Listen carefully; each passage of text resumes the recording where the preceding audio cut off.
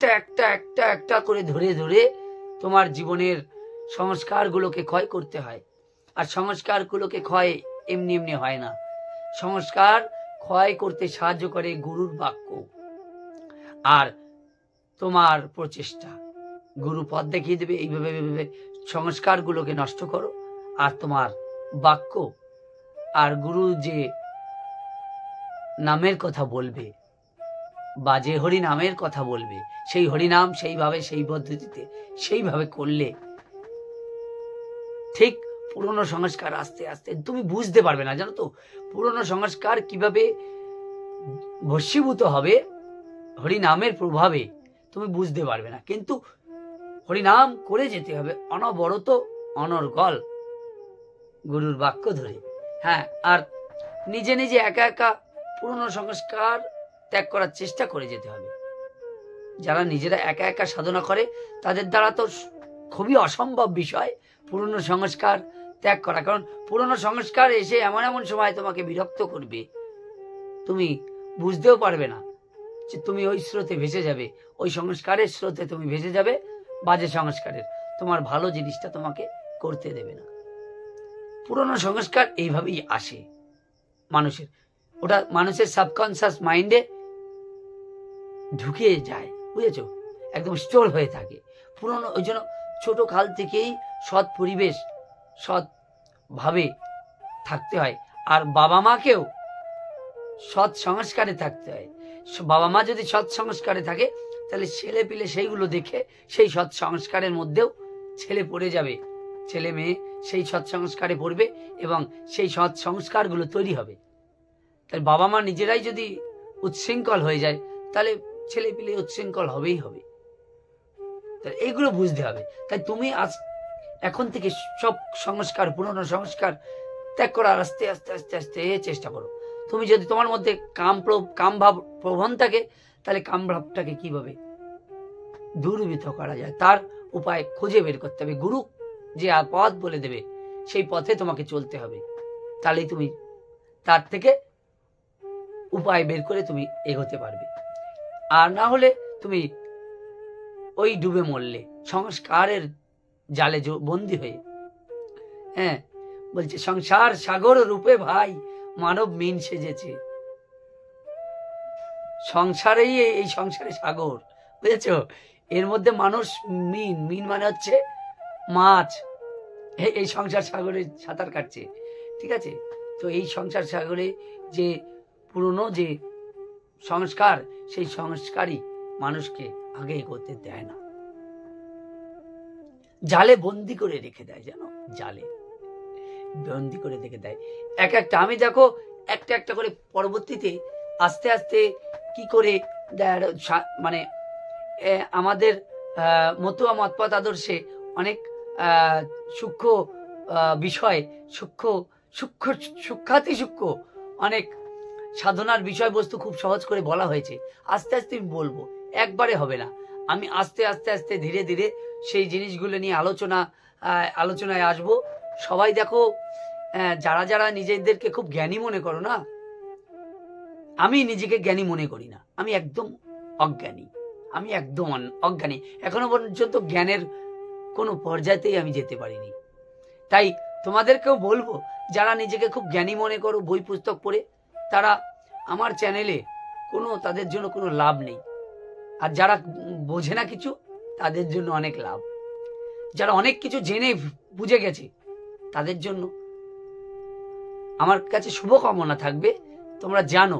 কিন্তু যতক্ষণ না জ্ঞানের শেষ পর্যায়ে যেতে পারছো ততদিন তোমাদের কিছু অনুভব হবে না। আধ্যাত্মিক হবে কিন্তু ছোটখাটো অনুভব, বড়সড় আধ্যাত্মিক অনুভব ওখানে তোমার হবে না। তাই কিছু কিছু এমন গুপ্ত জিনিস যেগুলো আমাদের মতুয়া মতপথ আদর্শের গোপন গোপন জিনিস, যেগুলো দিয়ে অনেক কিছু মানুষ পুরনো সংস্কার কাটাতে পারে, এমন এমন গান আছে। সেই গানগুলো আস্তে আস্তে আমি আলোচনা করব। কিন্তু একবারে জানো তো সবকিছু মানুষ পেয়ে গেলে সবকিছুই তো খুব হয়ে যায়। সাসপেন্স থাকার দরকার। আমার চ্যানেলে আমি বলেছি যারা যারা থাকবে শেষ পর্যন্ত তারা ধরো, আমি ধর্ম সাধনা তো একদিনের বিষয় না, যে কোনো সাধন একদিনের বিষয় না। আমার চ্যানেলে ধরে থাকবে, খালি শুনতে না ইচ্ছা করলেও শুনে যাবে। কিছু না হোক, তোমার কিছুটা হলেও তুমি এগিয়ে থাকবে আর 10টা মানুষের থেকে। জানো, কিছু কিছু সাধু সঙ্গের এমন এমন কথা যেগুলো ধরা আমি যেটুকুনি বুঝেছি, আমি জ্ঞানী নয়, আমার চেয়ে অনেক ভালো ভালো জ্ঞানী লোক আছে, আমি কিসের জ্ঞানী, আমি যেটুকুনি বুঝেছি সেইটুকুনি মাত্র তোমাদের সঙ্গে বলার চেষ্টা করব, যাতে তোমরাও এই পথে পথিক হও। সবাই তো কঠিন কঠিন কঠিন বাক্য দিয়ে জুড়ে দেয়। কঠিন কি কঠিন সংস্কৃত কথারে বোঝাই যায় না কিছু। সহজ করে বুঝতে হবে, সাধনাটা সহজ করে বুঝতে হবে। কিন্তু সাধনা করতে গেলে কি খুব কঠিন? না না, মানে সহজ করে বুঝতে হবে এই কারণে যে তোমার যাতে ইন্টারেস্টটা জাগে। কিন্তু সাধনা করতে গেলে খুব কঠিন, সেটা তুমি নিজে যখন করবে তখন বুঝতে পারবে এটা কঠিন পথ। হ্যাঁ, কিন্তু তোমাকে করতে হবে, আর করতেও করা উচিত। কেন, আজকালকার যা জামানা এসে গেছে, এ জামানায় মানে সাধন ভজন তো মানুষ ভালোই লাগে না, শুনতেও ভালো লাগে না, করতেও ভালো লাগে না। কিন্তু ছেলেপেলেকে লাইনে রাখতে গেলে, তোমার ছেলেপেলেকে তুমি যদি লাইনে রাখতে চাও, তোমার ভবিষ্যৎ প্রজন্মকে তুমি যদি ভালো করতে চাও, তোমার ভবিষ্যৎ প্রজন্ম যদি নেশাখোর না দেখতে চাও, বর্তমান যা জামানা তাতে তো ঠাকুর নামটাম কেউ করে না, সব নেশা করে। হ্যাঁ, ছেলে পেলে তুমি ভালো হলে লাভ নেই, ছেলে পেলেকেও ভালো পথে আনতে হবে। ছেলে পেলে যাতে শুধু হরি নামের নেশা ধরে নেয়, ওই বাজে বাজে যে নেশাগুলো করে উচ্চারণও করা যায় না, ওগুলো ওই নেশাগুলোতে না আসক্ত হয়, হরি নামে আসক্ত হোক। ভালো, তোমার বংশের নাম উজ্জ্বল হবে। কিন্তু ওই নেশায় আসক্ত হয়ে গেলে কিন্তু আর ফেরত পাবে না। হয়তো তুমি এখন ইয়ং ভাবছো এগুলো জানছে, তোমার ছেলে পেলে কবে হবে, না এগুলো জেনে রাখছো। তুমি ধরো এগোতে পারলে না, তুমি কোনো কারণবশত এগোতে পারলে না, আমার কথার দ্বারা এইটা বুঝবে যে তোমারও যখন একটা সন্তান হবে না, সে সঠিক পথ পাবে, হরিনামের সঠিক পথ পাবে, সেই পথে দিয়ে সে চলবে, সে হরিনামের নেশা করবে, হরিনামের নেশা। সে কিন্তু তখন আর, যদি তুমি ভালো করে চলো আর তুমি ভালো করে না চলো, হরিনামের নেশা কোথায়? সে তখন ওই সুরা নেশা, ওই নেশা করবে। তাই এখন দিয়ে এগুলো কেন করবে? তোমার ভবিষ্যৎ প্রজন্ম, তোমাকেই ভাবতে হবে। তোমার ভবিষ্যৎ প্রজন্ম কি হবে, ভালো হবে না মন্দ হবে, তোমাকে ভাবতে হবে। তুমি যদি আজকে ভালো হও, তোমার ভবিষ্যৎ প্রজন্ম ভালো হবে। আর যার উচ্ছন্ন গেছে তাকে কি করে ফেরত আনবে গো? খুব কঠিন। তারা কেঁদে কেঁদেই ভাসিয়ে দাও।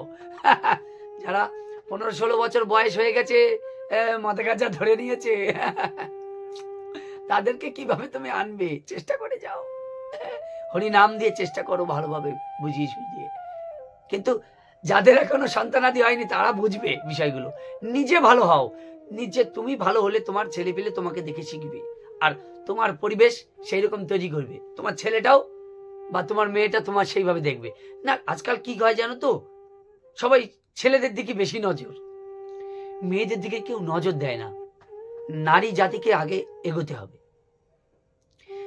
দেখো, এই কথাটা আমার ঠাকুর হরিচাঁদ ঠাকুর নারী জাগরণ চেয়েছিল, নারী জাগরণ, এটা নিয়ে আমি একটা ভিডিও বানাবো, ঠিক আছে? তো নারীদেরকেও সাধনায় আসতে হবে, সাধন জগতে আসতে হবে, কারণ নারীরাই একটা সংসারে গিয়ে সংসারের চাবিকাঠি হয়। নারীরাই একটা সংসারে গিয়ে সংসারের চাবিকাঠি হয়, সংসারের সব কিছু মেনটেন করে। সুতরাং সেই যে নারী, সেই যে মা, সেই মা যদি সংসারে ধার্মিক ধর্মপরায়ণ হয়, তাহলে কিন্তু সেই সংসারটা সুখের হয়। আর সেই মা যদি উটকো বদমেজাজি, তাহলে তো হয়েই গেল সংসার ওখানে শেষ। নারী জাতিকে ওই জন্য সবাই বাবারা মায়েরা যারা বেশিরভাগ সব ছেলেদেরকে বেশি বেশি শিক্ষা দানে ধর্ম নামে পাঠায়, মেয়েদেরকে পাঠায় না। ভুল সিদ্ধান্ত। মেয়েদেরকেও সঠিকভাবে ছেলেদের সমান সমান তাদেরকেও ধর্মপথে নিয়ে আসতে হবে, মেয়েদেরকেও নিয়ে আসতে হবে। মেয়েরাও আসবে, ছেলেরাও আসবে, ধর্মপরায়ণ হবে, তাহলেই তো সমাজ পাল্টাবে না। তুমি সমাজ এমনি এমনি পাল্টে দিতে, তুমি নিজে পাল্টাও না। তোমার ছেলেটাকে, তোমাকে নিজে পাল্টালে তোমার ছেলে পাল্টাবে, তোমার মেয়ে পাল্টাবে। তুমি না পাল্টালে তোমার ছেলে মেয়ে কেউ পাল্টাবে না। এইভাবে সমাজ বদলাবে। আমার কথার দ্বারা কয়জন শুনবে? তোমরা যারা ভিডিওগুলো দেখছো কয়জন শুনবে? 2-1 মাত্র শুনবে। আর সবাই কি বকবক করেছে, একটু শুনতে ভালো লাগে তাই শোনে। আমাকে পালন কজন করে আমার কথা শুনে? যদি পালন করে তারা নিশ্চয়ই ছেলেপিলে মানুষ হবে, ছেলেপিলে সমাজে বড় বড় পদে দেখতে পাবে, তারা বড় বড় জায়গায় তারা যাবে, মানুষ হবে। নেশায় আসক্ত না হলেই তো একটা পড়াশোনায় মন বসে না। যদি একটা ইয়ং ছেলেপিলেরা 12 বছর 13 বছর বয়সে যদি তারা নেশায় আসক্ত হয়ে যায়, তাদের পড়াশোনা কি মন বসবে? তাদের ভবিষ্যৎ কি সিকিউর? তাদের ভবিষ্যৎটা কি? তোমাকে ওই কামিয়ে খাওয়াতে হবে তোমার ছেলে মেয়েকে, যদি নিজেই ধার্মিক না হও। বাস্তব কথা বলছি, ঠিক আছে? তোমরা ভালো থেকো, সুস্থ থেকো, তোমরা এইভাবেই এগিয়ে যাও। আমি মন থেকে বলছি, তোমরা এইভাবেই এগিয়ে যাও।